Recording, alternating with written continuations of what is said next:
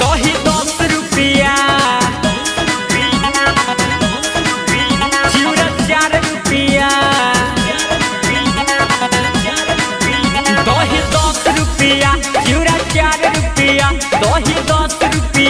चिउरा 4 रुपया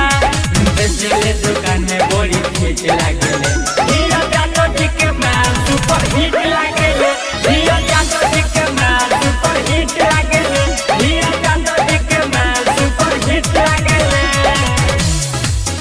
हीरा जानो ठीक माल हीरा अपने recording studio Delhi super hit गजरा लगावे सबके पागल बनावे ताकेले जब हंस हंस के लइकन के मुंडा का बढ़ावे आँखी में गजरा लगावे सबके पागल बनावे ताकेले जब हंस हंस के लइकन के मुंडा का बढ़ावे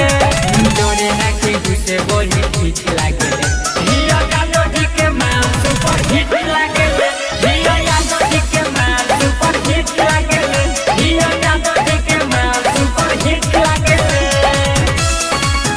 हीरा जानो ठीक माल हीरा सुपर हिट लागेले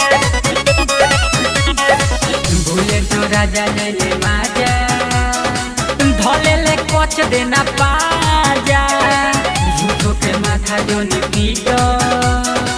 निर्मल योग से तू आजा भूले तो राजा ले माजा धोले ले कोच देना पाजा झूठो के माथा जो निपीटो